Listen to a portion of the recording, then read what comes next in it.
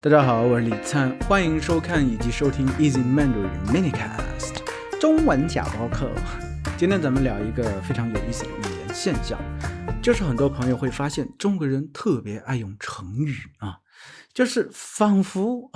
在任何语境下莫名其妙就给你甩出几个成语来啊。我们已经学习中文这么久了，已经浸润在中文的这个课本对话里面这么久了，但是为什么还需要经受这些成语的攻击，这些陷阱随处可见啊？确实，说实话，中国人确实特别爱说成语，这个几乎是不自觉的啊，不是故意要为难别人，或者说为了炫技、炫耀等等，只是因为这是一个首先是中文的一个习惯。中文它就讲究着简洁简约，所以我们中国人说话的时候确实喜欢用短句子，短句子里面也很喜欢用4个字的，就能把一个长篇的段落概括出来的意思，拔苗助长刻舟求剑等等，把很复杂的意思只是用4个字就能概括出来，那对我们中国人也刚好很符合我们的品味习性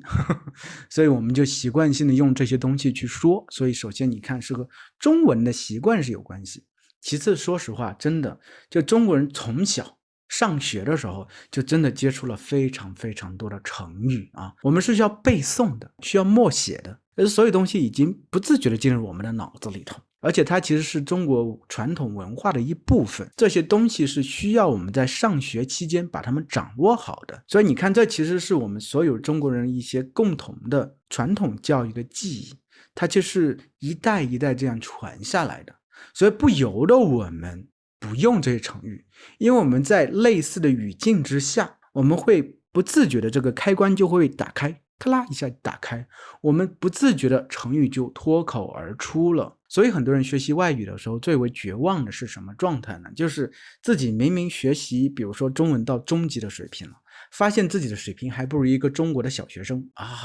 太绝望了。但是你要知道，中国的小学生除了自己的这个听力和口语水平之外吸收这个文化的密度是特别高的。上学的时候每天要吸收非常非常多的传统的文化的知识，特别是成语之类的东西所以它确实你很难和一个中国小学生去在一个平等的这个基础上进行对比，这是不公平的我只能这样说第三点，其实我觉得就是成语的一个作用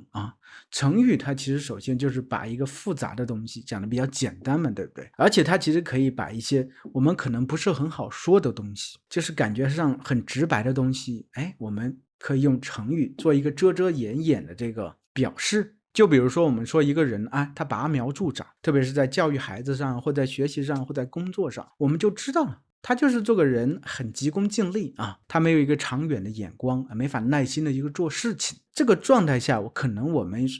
用这么一长段话可能太直接了，这个时候我们用一个成语来代表我们的意思，其实就更为委婉了，不会那么直接了。这其实也很符合中国人一个说话习惯，就是很多东西留有3分余地我们批评人也不会批评到很直接的一个状态，评价人也不会评价一个特别直接的一个状态，这是和中国人一个性情、性格、为人处事的一个方式是相关的。所以中国人为什么那么喜欢用成语呢？这其实是有这么3方面的原因你记住了吗那么今天咱们就到这儿了现在再说个成语，后会有期。